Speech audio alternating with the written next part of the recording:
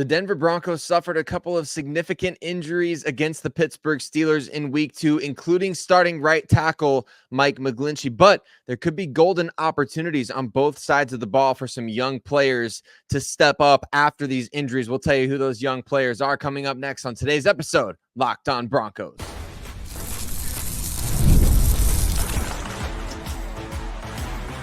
You are Locked On Broncos, your daily Denver Broncos podcast. Part of the Locked On Podcast Network, your team every day.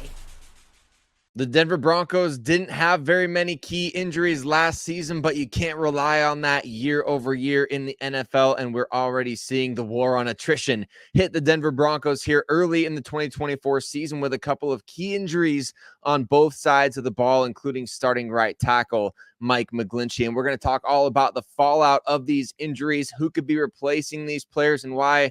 Man, it's a golden opportunity for some young guys to step up and get involved on either side of the ball. Welcome into today's episode of Locked On Broncos. My name is Sayre Bedinger, co-host here of the show, as well as the site expert over there at predominantlyorange.com. We appreciate you all so much for making Locked On Broncos your first listen of the day every single day. And if you haven't done so already, hit subscribe wherever you listen to podcasts, as well as go over to YouTube and hit subscribe and join the growing audience over there. And today's episode of Locked On Broncos is brought to you by FanDuel. Now through September 22nd, all FanDuel customers can bet $5 and get a 3-week free trial of NFL Sunday Ticket from YouTube and YouTube TV. Visit FanDuel.com to get started. The big headline is Mike McGlinchey, the Broncos starting right tackle, going down with an MCL injury in week 2 against the Pittsburgh Steelers. He's expected to miss potentially 4 weeks here coming up. And as of the time of this recording, no word on whether or not the Broncos are going to place McGlinchey on injured reserve. But it certainly opens up an opportunity for us to talk about who's going to be playing behind McGlinchey, because last year, we didn't really need to see anybody stepping in injury-wise at the tackle positions until the final week of the season when McGlinchey went down in the regular season finale and was replaced by Cam Fleming, who's no longer on the roster. So when McGlinchey went down against the Steelers, who stepped in for him? And can we expect that guy to be back this week? Well, second-year player Alex Palczewski was the guy who stepped in for McGlinchey in that instance, because the Broncos actually lost both Garrett Bowles and Mike McGlinchey on the same play. Now, it does seem as though Bowles is going to be okay. We'll await more word as the week goes along from, obviously, Broncos head Sean Payton, and we'll await the injury report and things like that. But man, when you talk about McGlinchey going down, that's a rough blow for the Denver Broncos offense. It is an opportunity, though, for somebody that this team really likes in Alex Palczewski to be getting an opportunity potentially with the starting offense. Now, we don't know for certain whether or not it's going to be Palczewski or Matt Peart, who may be a swing tackle, maybe the primary backup left tackle, things like that. So we'll see what happens with what the Broncos decide to do there. But my money right now is on Palczewski replacing McGlinchey. The Broncos signed him as an undrafted free agent last offseason, and they really, really liked him a lot. And we saw that based on the fact that they gave him over $200,000 in guarantees at the time of his signing. And really, when you look at that, we saw also a good training camp from him. We saw a good preseason from Palczewski last year. Now, was it the same quality this year? I'm not 100% sure. But at the same time, the Broncos obviously believe that he could take a step forward. When Quinn Bailey went down in the offseason program with the season-ending knee injury or leg injury himself, the Broncos then, obviously had to pivot all over the offensive line, because Quinn Bailey was going to make the team as the 6th offensive tackle. So you kind of wonder, did Palczewski take his place? And the Broncos view Palczewski as a right tackle only, according to head coach Sean Payton. When Payton was asked earlier this offseason, do you think Palczewski could float between left tackle and right tackle?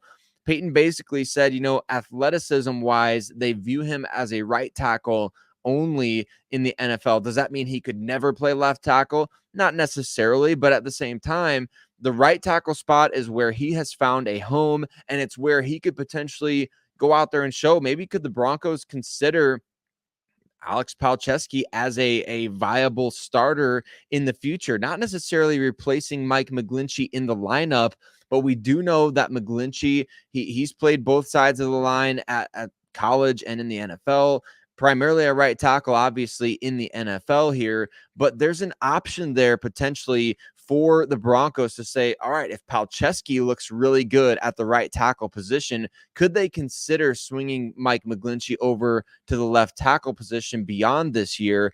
That's an option, and it's not something that I would say is highly likely or anything like that, but it's a very optimistic approach to getting a look at somebody like Alex Palczewski at the right tackle position. Now, what if it's Matt Peart that comes in at the right tackle position? I think likewise, you have an opportunity here to see, can this guy be a viable option for us beyond this year? I think there's no coincidence that the Broncos went after a younger swing tackle in free agency when they signed Matt Peart, a former third-round pick of the New York Giants. Now you bring a guy like that in on a one-year deal because you want to see, how does he look when he's as an injury replacement, or potentially, if you have to use him for extended games, extended weeks. This is an opportunity for the Broncos right here to kind of get a look because of Garrett Bowles not being under contract beyond this season. Bowles is in the final year of a deal that he signed back in 2020, and he's a free agent in 2025.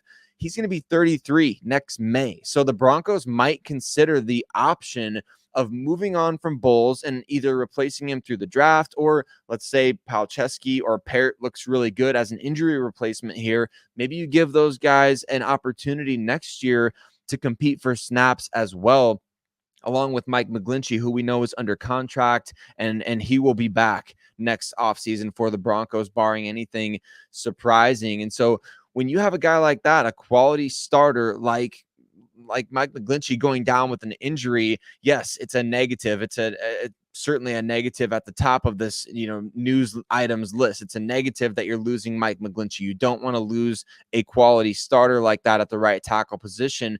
But beneath that negative, you can kind of sift and start seeing, all right, there's a positive in this as the Broncos are evaluating all over this roster. You're going to get a chance to evaluate Alex Palczewski or Matt Peart. And if I had it my way, I'd be saying, let's throw Palczewski out there because you paid the money to get him coming out of college. You obviously believe that he was maybe a draftable guy. You kept him on the active roster last season after starting him off on injured reserve. The Broncos kind of protected any other team from potentially stealing Alex Palczewski. They did the same thing this year when they let Demontre Jacobs go, another undrafted player they really liked last year who was signed by the Patriots. So you have Palczewski, you have Matt Peart, and then you also have Frank Crum, who I think he's probably still a little bit raw to be able to go out there and start an NFL game right now, especially when there's clearly two tackles ahead of him on the depth chart right now. But man, it's an opportunity for evaluation. Like, we didn't get to see that much last year, and thankfully so. You don't want your guys, especially your best guys on the offensive line with a rookie quarterback getting injured. But the Broncos do have a chance to see what they've got in somebody like Palczewski or Peart, who could be a viable option beyond this season. So Broncos country, what are your thoughts here? Who would you rather see? Would you rather see Matt Peart out there playing right tackle? I know he didn't look great in some of the reps he got replacing Garrett Bowles in week 1 at the left tackle position, but maybe playing the right tackle, that could help him a little bit. And for Palczewski, it's an opportunity to see, do you really have a diamond in the rough there? Did you find somebody after the draft who could be a viable option in your lineup going forward? So we'll have to wait and see what the Broncos do on the offensive line. But on the defensive front, there's injuries to Baron Browning, suffered a foot injury against the Pittsburgh Steelers, and John Franklin Myers suffered a concussion. What are the Broncos going to do off the edge and on the defensive line? We're going to explore why maybe some additional snaps for Nick Bonito and Jonah Ellis, that also might not be the worst thing in the world for the Denver Broncos. We'll take a look into that coming up next on this episode, Locked On Broncos. Today's episode of Locked On Broncos is brought to you by DoorDash, and football is finally back, which means that it's time to order your favorite game day food, snacks, and drinks on DoorDash without missing a play. And you know what, Broncos country, when I'm getting in the mode to watch a football game on a Sunday, the last thing that I want to do in the intensity of the moment, kind of the stress of watching your favorite team play and hoping that they're going to win, the last thing I want to do is cook a meal. And so, you know what? I can make my entire family happy. A lot of times on DoorDash on Sundays, I just DoorDash some McDonald's and get that in the house. I know it may not be the most healthy, but you know what? You got to have your favorite foods sometimes during a game, some comfort foods during a football game. So go ahead and get that favorite fix on game day and make game day special for you and maybe your family as well. And you know what? You can use the promo code LOCKEDFALL24 for 50% off up to a $10 value when you spend $15 plus on your first order. And this is a limited time offer. Terms apply. The promo, it's not valid for orders containing alcohol. And DoorDash is your game day ticket to greatness, your door to more. Download the DoorDash app now to order all of your game day favorites. Must be 21 and older to order alcohol, and drink responsibly. Alcohol is only available in select markets. Today's episode, Locked On Broncos, is also brought to you by FanDuel. You've heard us talk a lot about FanDuel, America's #1 sportsbook. Well, we have something a little bit different for you. Now, through September 22nd, all FanDuel customers can bet $5 and get a 3-week free trial of NFL Sunday Ticket from YouTube and YouTube TV. Then, with a YouTube TV base plan, you'll be able to watch every regular season Sunday afternoon out-of-market game. All you need is a Google account and a current form of payment, and you can cancel any time. So maybe you want to smash the over there on the Broncos. We're talking a little bit too much about smashing the over on the Broncos this year, to be honest with you, but maybe you're feeling pretty good about the offense having a breakthrough game on the road against the Tampa Bay Buccaneers. The over-under right now on FanDuel set at 39.5 total points for this game. Or maybe you just feel like, hey, the Buccaneers might score a lot of points in this game. You never know what could happen, but all you got to do, visit FanDuel.com to download America's #1 sportsbook. We could be in line for quite a few more snaps for Nick Bonitto and Jonah Ellis off the edge for the Denver Broncos going forward, as Baron Browning went down against the Pittsburgh Steelers with a foot injury. And we might see some other young names for the Denver Broncos getting a call up from the practice squad here in the near future. We're going to break down the edge position if Baron Browning is to miss any significant time on today's episode, Locked On Broncos. But Broncos Country, want to say once again, thank you to every single one of you. Mile high salute to all of you that make Locked On Broncos your first listen of the day every single day. We appreciate you so much for rocking with us and making us part of your day, however you choose to do so. So if you haven't already, hit subscribe wherever you listen to podcasts, as well as over there on YouTube if you're watching the show and rocking with us that way. But let's talk about the edge position a little bit, because obviously Baron Browning kind of oft injured throughout the course of his NFL career, which is really unfortunate because you see the potential when he plays. You see the ability to kind of bend around the edge, although this year he's kind of been overshadowed quite a bit by Jonathan Cooper, his teammate there off the edge in the starting lineup for the Denver Broncos.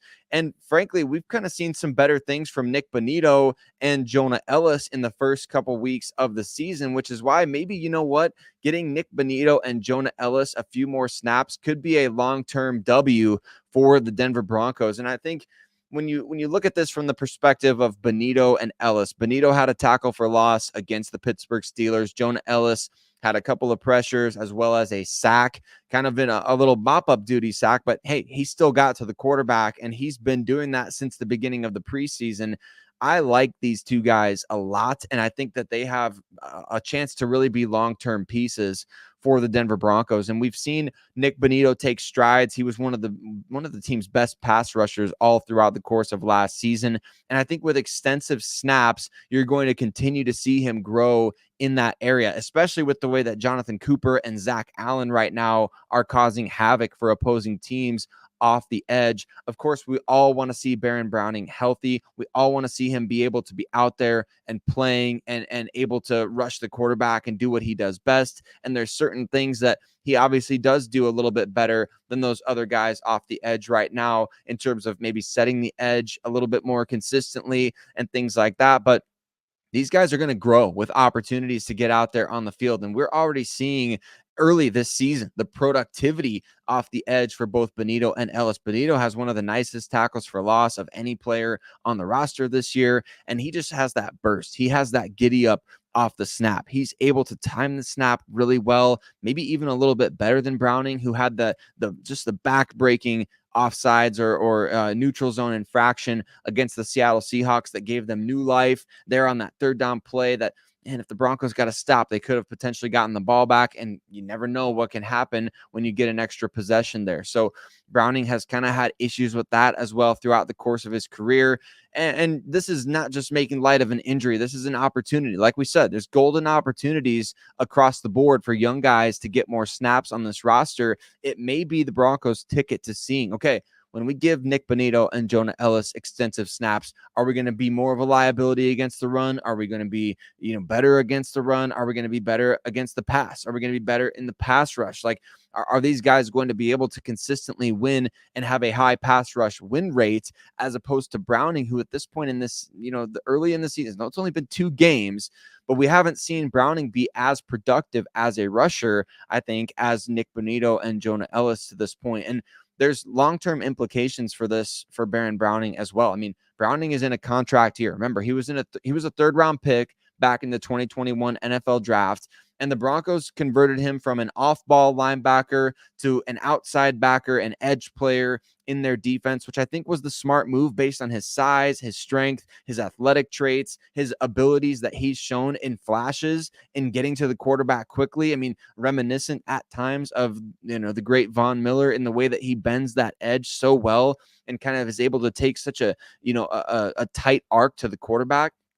Browning is very, very talented. There's no question about it. But we have seen a consistent lack of availability, from him in his first 4 NFL seasons. And this is kind of just the latest in that line of different injuries. Remember, last year he missed the beginning, portion of the season due to a knee injury that he suffered in the offseason program. Now we're talking about a foot injury. It may be time for the Denver Broncos to see somebody else in a long-term kind of position off the edge. And they just didn't necessarily have that depth last year. Whereas this year, now you not only have Nick Bonitto off the edge, but you have Jonah Ellis as well. Remember, last season, the Broncos went out, they signed Frank Clark. They were still banking on Randy Gregory at this point in the year. Now you have some young players that you can actually get some long-term snaps and see, could this be an opportunity to get a glimpse of the future as well as the present for the team off the edge? It might be just that in terms of Nick Bonitto and Jonah Ellis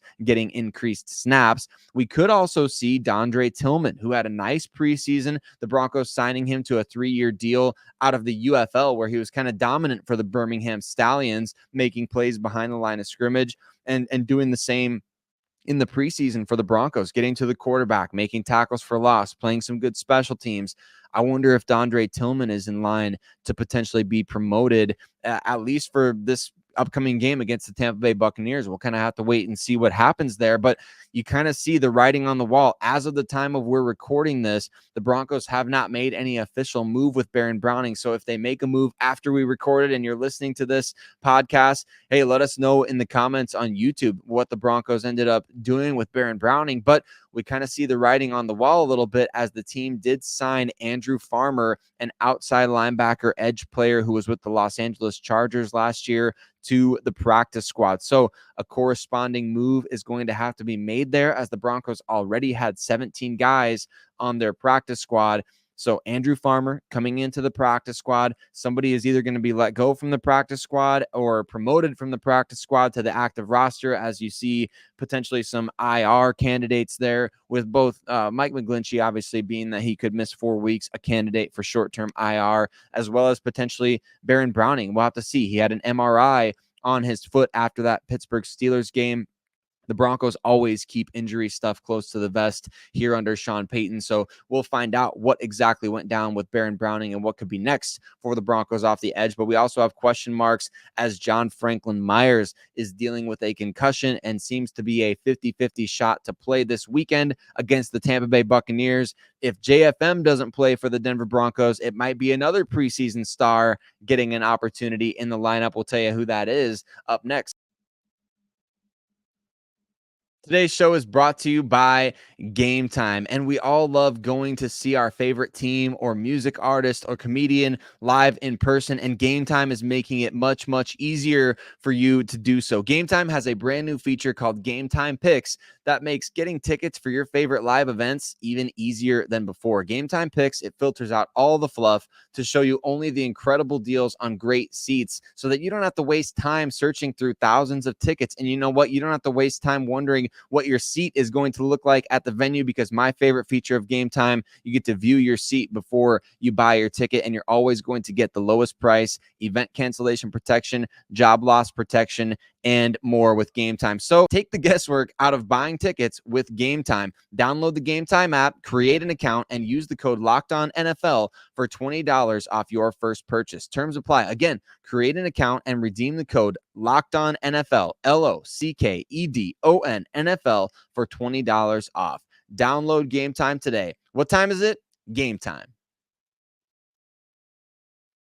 As we jump into the fourth quarter of today's episode, Locked On Broncos, we have to talk about the potential that this team could be without defensive tackle John Franklin Myers for their game against the Tampa Bay Buccaneers here in week 3 of the 2024 NFL season. Broncos Country, who do you think is going to step up in place of JFM? Let us know in the comments if you're watching over at YouTube, or reach out to Cody and I on social media. We always appreciate hearing from every single one of you who listen to Locked On Broncos and make us your first listen of the day every single day. Shout out to you who are our everyday listeners of the show. We appreciate you so much.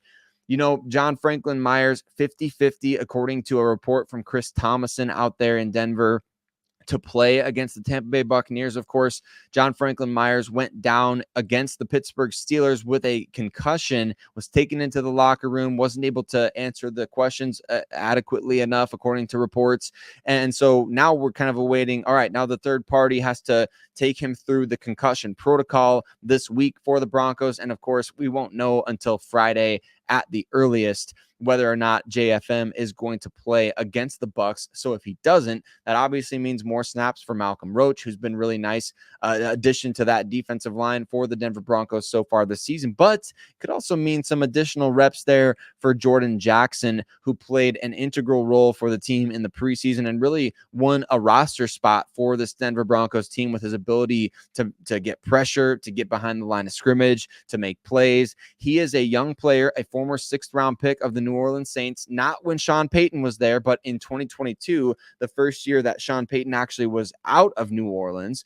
The Saints made him a 6th-round pick, and the Broncos really liked him. George Payton talked about during the NFL draft process in 2022, they were going to take Jordan Jackson, and the Saints just got him first. They're in the 6th round of the 2022 NFL draft, but George Payton likes him. Obviously, Cody Roark, who's in the front office with the Denver Broncos, they like him a lot, and now the coaching staff is seeing what this guy can do, and he grew a lot, was on the practice squad a lot of last season. Then we saw, physically, athletically, we saw all these different traits on display from Jordan Jackson in the preseason, and he got an opportunity against the Pittsburgh Steelers, kind of flashed a little bit with an interior pressure in that game as well. So the Broncos have a nice young piece there potentially in Jordan Jackson. Not that he would replace John Franklin Myers long term, because Franklin Myers has been a heck of an addition to the Denver Broncos, but with Zach Allen commanding so much attention, 9 pressures for Zach Allen against the Pittsburgh Steelers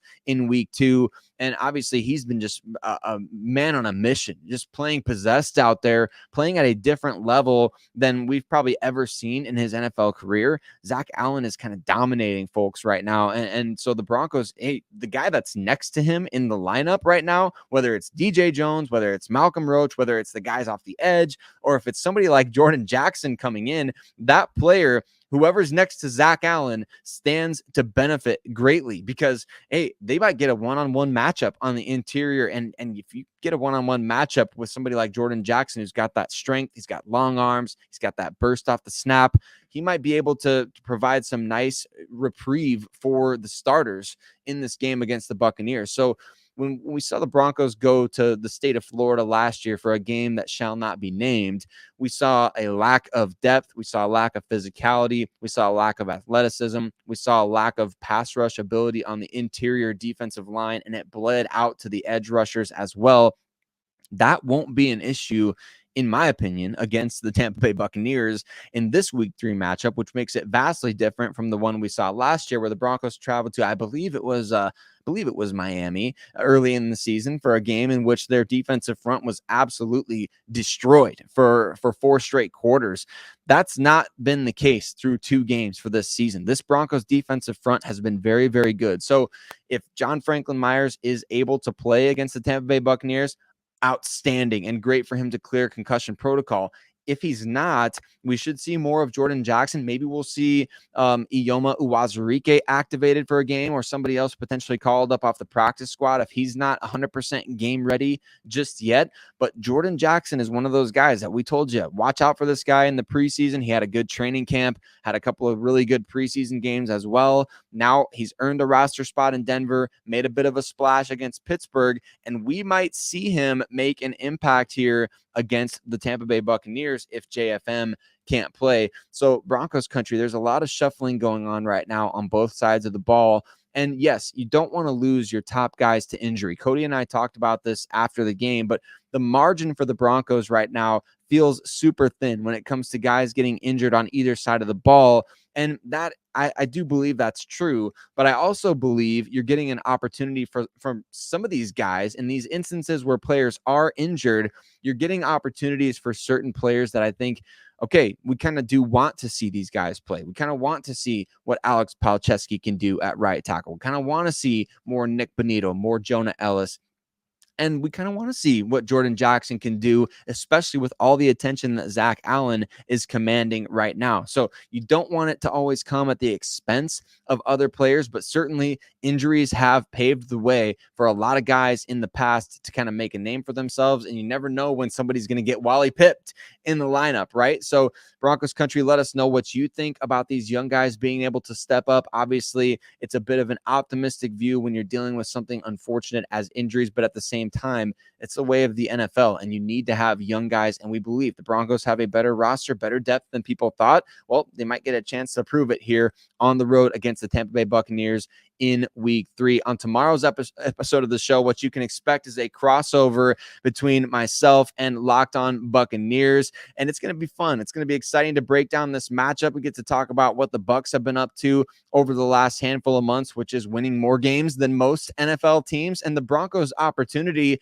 to get off the schneid. Can they get out of this 0-2 hole to start the season? We'll talk about that on tomorrow's crossover episode, Locked On Broncos. And hey, for your second listen of the day, you want to check out Locked On NFL, and we appreciate you so much for doing that. But Broncos country, thanks so much for rocking with us. Again, for all you everydayers, we'll see you tomorrow. And if you're not an everydayer yet, we hope you will be, and we hope to see you on the show tomorrow. Mile high salute, Broncos country. We'll see you soon.